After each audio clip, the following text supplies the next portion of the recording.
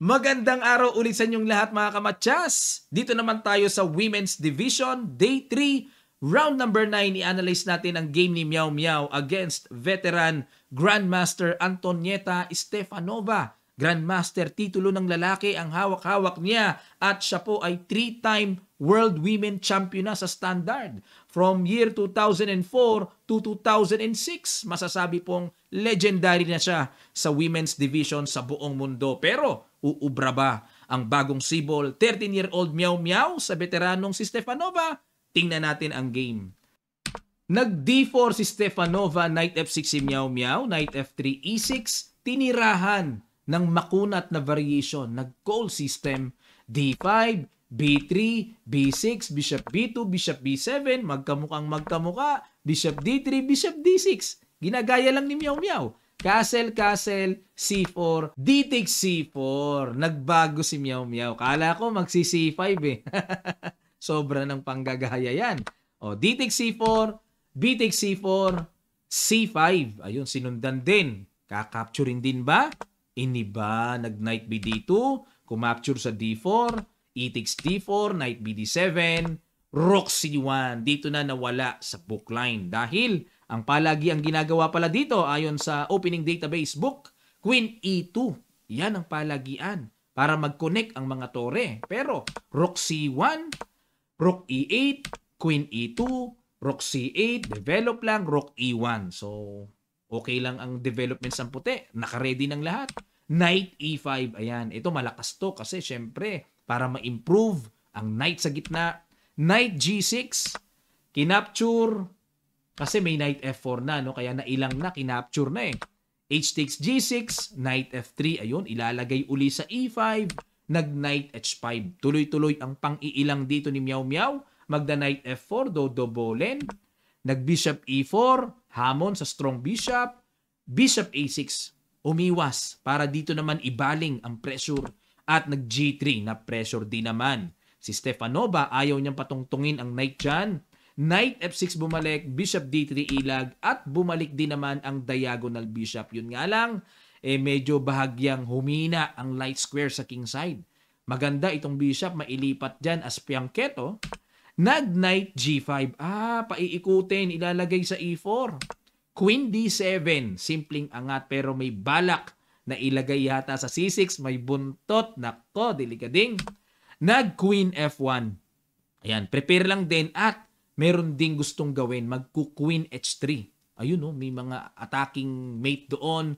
Tapos, magdi-D5, alisin lang ang knight. May mga ganong planong atake. At nag-Bishop B4 ng istorbo muna. Rook ED1, Queen C6, persadong harangan. Queen A4, ayun, para may mga gulo-gulo threat dyan. Queen H3, talagang gusto talaga ni Stefanova yung D5, tapos capturing ang knight. Then Queen H7 check. Pero hilaw pa mga kamatsas. Mas maigi raw mag-Queen E2 na lang. Teka muna, pa-capture to. Pag kinapture yan, Rook A1. Pag nag-Queen B3, may bawi sa A7. Ayun. Okay ito sa puti. O balik tayo. Pero nag-Queen H3, tinanggap ni Miao Miao ang hamon. O sige, pinakain mo yan ate. Capturing ko talaga yan. Wala ka pa namang D5, ka-capturing ko pa bishop mo. Nag-Rook C2, dinipensahan. Pero another bad move. Nung sinilip ko ito sa live, nagagandahan na ako dito kasi parang ang ganda ng paparating. May D5 na, kakapturin ang knight, may check. Ang ganda ng forma para sa akin eh. Pero bad move pala yan. Dapat daw ang tira, Queen G2. Pilit na pinapaatras ni Stockfish eh.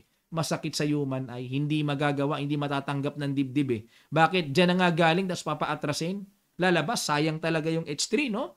Pero, ito ginawa. Rook C2, Queen A5. Tineret ni Miao Miao yung knight. Ayan, bad move din. Dapat daw, Queen to B3.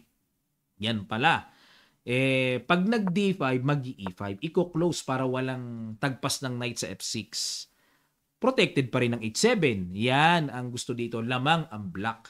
Yan ang accurate. Pero, tingnan natin ang Queen A5, nag-D5 ngayon. Good move. Ito na ang plano. Kakapture na yan. Nag-E5, obligadong harangan. Rook E2, another bad move by Stefanova. So, ang threat niya ay kukuhanin yung pawn sa e5. Pero, dapat daw f4. Yan na pala ang mapuwersang tira dyan. Oo nga, no? Siyempre, pag kinapture yan, may tagpas lagi eh.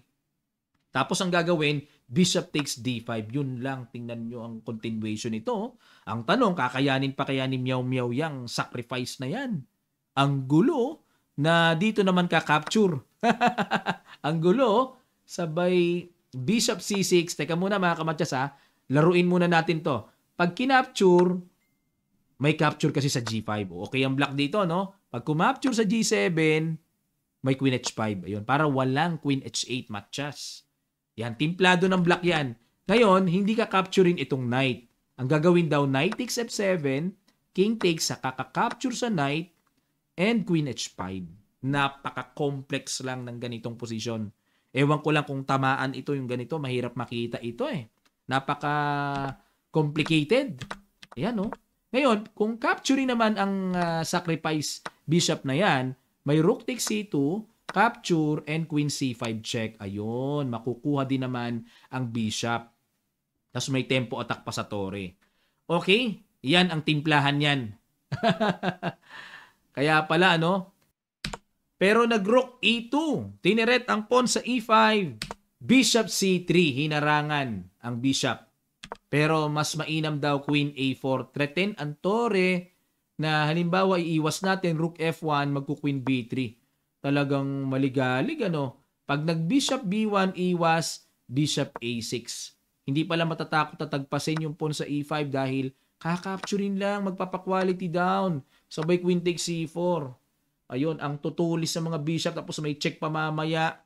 Yan ang magagandang dapat magawa ng black pagkaganyang position. Pero balik tayo sa bishop c3. Kinapture, king f1, bad move.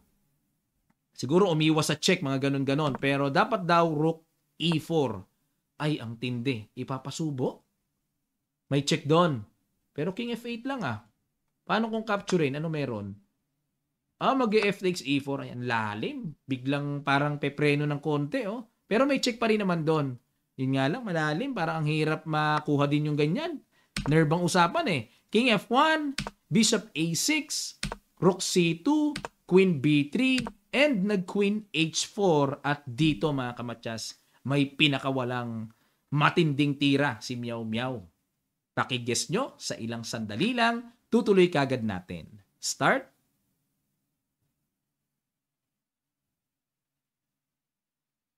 Maraming salamat po. Congrats sa mga nakakita. Bishop takes c4. Meron na palang ganyang sakripisyo. Lumabas na ang hilig kung saan maligaya si Meow Meow sa mga sacrifices. O, kinapture. Nag-rook c d2 na lang. Bakit? Kapag nag-bishop takes c4, may queen takes c2. Lipad ang tore. Pag nag-rook takes c4, kuha naman ang tore sa baba. Ang tindi pala nung bitaw na sacrifice na yon. Pero pwede rin naman yung rook takes c4. Sa mga nakakita ng rook takes c4, excellent move din po yan ha. The best yan tira na yan. Okay? Kasi pinost ko yan sa Facebook eh. Pinapuzzle ko. May mga nakita akong ganyang sagot. Bishop takes c4, rook c d2, bishop d5, bishop e2, at nag-bishop c4 ulit, rook e1, a5. Ayan. Para maramdaman naman ang extra pawn sa queen side. G4, A4, rook D6 para talagang gigil na gigil si Stepanov bang tanggalin yung knight na yan para maka-check na siya. Pero kinapture lang, capture rook C1 checking G2 and nag-A3. Hindi pinansin eh.